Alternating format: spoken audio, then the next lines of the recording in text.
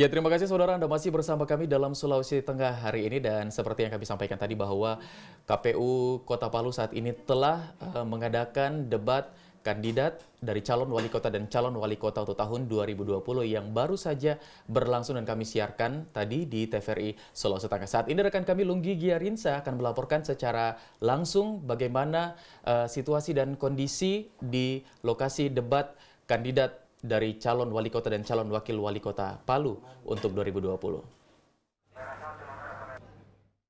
Baik, Lunggi. Ya, baik Andar dan juga Yunita terkait dengan jalannya debat publik terbuka tahun 2020 untuk pasangan calon wali kota dan wakil wali kota Palu tahun 2020 hari ini dilaksanakan untuk putaran yang pertama untuk 27 Oktober 2020. Secara garis besar dapat kami sampaikan bahwa jalannya debat berjalan dengan cukup baik begitu dan juga protokol-protokol dijalankan secara baik termasuk salah satunya adalah protokol kesehatan, penanganan dan pencegahan COVID-19 yang dilakukan secara disiplin begitu oleh baik itu penyelenggara KPU maupun juga pihak event organizer yang memang membantu begitu dalam penyelenggaraan debat publik terbuka untuk putaran yang pertama. Jalannya debat pun juga cukup seru karena memang di segmen 4 dan segmen kelima memang ada pertanyaan dan juga jawaban yang diberikan dari masing-masing pasangan calon kepada pasangan calon lainnya. Jadi memang keseruan terjadi begitu pada segmen 4 dan segmen 5 karena memang di segmen 4 adalah pertanyaan-jawaban sanggahan dari calon wali kota, sementara untuk segmen 5 yaitu pertanyaan, jawaban dan juga sanggahan dari setiap masing-masing calon wakil wali kota Palu tahun 2020. Andar dan Yunita. Untuk saat ini bagaimana antusias masyarakat di sekitar tempat acara untuk ingin menyaksikan secara langsung debat terbuka ini? Ya, baik. Andar dan juga Yunita serta pemirsa TVRI karena memang protokol kesehatan harus dijalankan dengan sangat baik begitu oleh KPU sebagai penyelenggara, maka memang sangat dibatasi jumlah orang yang boleh masuk ke dalam gedung. Maka dari itu memang KPU memastikan bahwa acara ini disebarluaskan secara benar dan baik begitu. Salah satunya adalah melalui media TVRI Sulawesi Tengah. Kita juga tadi live di sana seperti yang sudah disaksikan tadi. Kemudian kita juga live di website dari TVRI Sulawesi Tengah. Bahkan KPU juga menyelenggarakan live streamingnya sendiri di website KPU seperti itu. Dan Andar dan juga Yunita, saat ini saya sudah berada bersama dengan Bapak Slamet Riyadi Cante. Beliau merupakan pengamat kebijakan publik yang kita miliki begitu di Provinsi Sulawesi Tengah. Sudah sering saya ngobrol dengan beliau. Kebetulan hari ini beliau berada bersama-sama dengan saya dan Pak Slamet Riyadi juga kebetulan beliau juga merupakan salah satu tim pakar dari putaran debat pertama untuk provinsi begitu Pak ya. Kita akan ngobrol-ngobrol sedikit dengan Pak Slamet Riyadi terkait dengan jalannya debat pada hari ini. Pak Slamet Riyadi, kalau misalnya boleh kita berbicara sedikit begitu. Menurut pandangan Anda secara garis besar seperti apa jalannya debat pada hari ini? Ya baik, terima kasih Unggi. Ya, saya kira memang secara umum apa yang telah disampaikan tadi oleh masing-masing pasangan calon itu cukup ideal sebenarnya dalam kerangka pengembangan Kota Palu khususnya 5 tahun ke depan.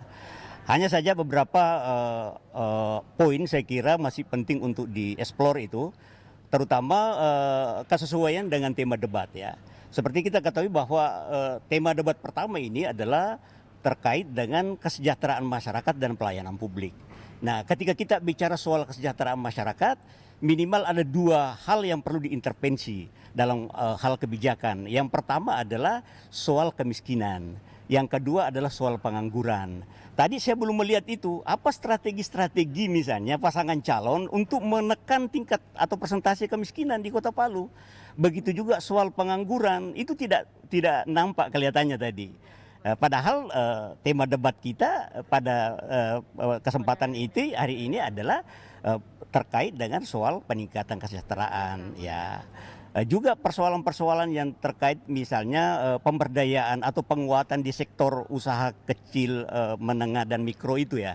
Itu juga kan sebenarnya sebuah bentuk-bentuk kebijakan-kebijakan yang idealnya untuk dilakukan itu dalam kerangka ya meminimalisir terjadinya tingkat pengangguran itu.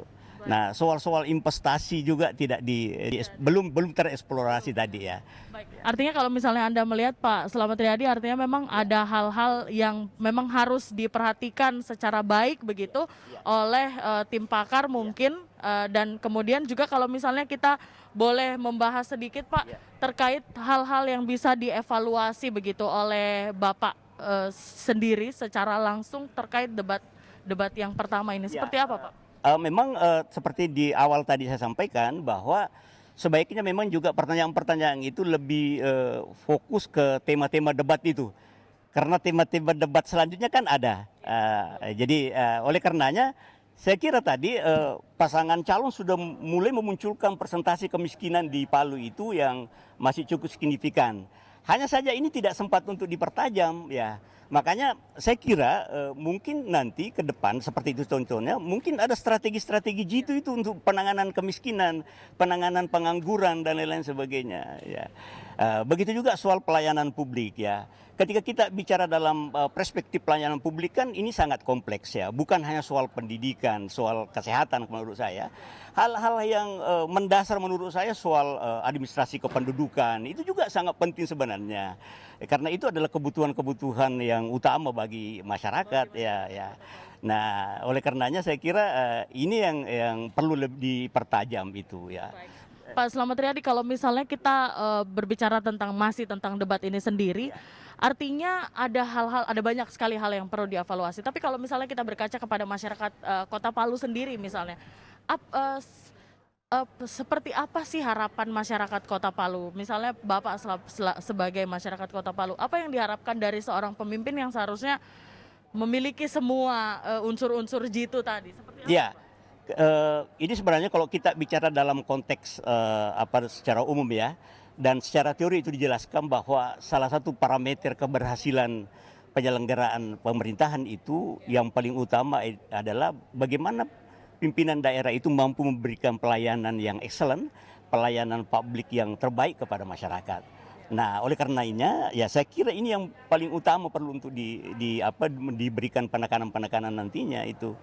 Meskipun mungkin memang tadi ini sudah ada pelayanan publik ya temanya, tetapi ini belum terlalu tereksplor dengan baik ya. Slamet Riyadi, pertanyaan terakhir untuk warga yang saat ini sedang menyaksikan, misalnya mereka sedang bingung begitu, siapa yang harus dipilih? Seperti apa tips dari Anda untuk menentukan pilihan calon wali kota nanti? Dilihat dari mananya gitu? Ya, kalau saya dari sisi program yang ditawarkan kan ini cukup ideal semua ya. Tetapi kalau saya dalam konteks itu publik harus melihat dari sisi komitmen dan integritas. Saya kira itu yang paling penting kan itu. Karena program-program ini memang biasanya cukup bagus, tetapi ketika dalam perjalanannya ini ya sedikit mengalami persoalan dan lain sebagainya. Nah, mengalami distorsi. Nah, oleh karena itu saya kira kita berharap nanti siapapun yang menjadi wali kota misalnya dan wakil wali kota, dia harus punya komitmen untuk merealisasikan janji-janji programnya. Karena terus terang saja bahwa kampanye itu adalah bagian dari kontrak politik itu antara kepala daerah dengan rakyat ya. Jangan sekali-kali juga mengangkat sebuah program yang cenderung realistis, tidak realistis. Maksud saya memang agak kesulitan nanti untuk dilaksanakan ya. Ya, karena poinnya kalau menurut saya ini soal pembiayaan. Jadi memang enak kita melakukan bahwa pendidikan gratis, kesehatan gratis, BPJS gratis, sumbangan ke kelurahan misalnya. Tetapi persoalannya cukup nggak dana-dana APBD misalnya untuk itu? Itu poinnya kalau saya. Ya. Jadi itulah hal-hal yang perlu diperhatikan begitu untuk menentukan siapa yang akan dipilih oleh warga Kota Palu. Pak Rinaldi, Pak Slamet Riyadi, terima kasih banyak sudah bergabung bersama dengan kami. Dan pemirsa TVRI, itulah tadi bincang saya dengan Bapak Slamet Riyadi Cante yang merupakan pengamat kebijakan publik, dan perlu kami informasikan juga Andar dan Yunita bahwa KPU Kota Palu akan kembali menyelenggarakan debat publik terbuka untuk tahap kedua pada tanggal 11 November 2020 dan masih akan disiarkan langsung oleh TVRI Sulawesi Tengah bekerja sama dengan Radio Republik Indonesia Sulawesi Tengah. Dan kalau misalnya bisa dilihat begitu, saat ini memang kondisinya sudah selesai, semuanya sudah pulang. Saat ini tim TVRI pun juga terus mencoba untuk mengevaluasi hal-hal apa saja kira-kira yang akan kita lakukan untuk memperbaiki jalannya debat publik terbuka pada tahap kedua nanti pada 11 November 2020. Demikian informasi yang dapat kami sampaikan dari Best Western Hotel Basuki Rahmat. Kembali ke studio Andar Yunita. Baik, terima kasih Lunggi Giarinsa yang melaporkan langsung dari lokasi jalannya debat publik terbuka pasangan calon wali kota dan wakil wali kota Palu untuk tahun 2020. Selamat bertugas kembali, Lunggi.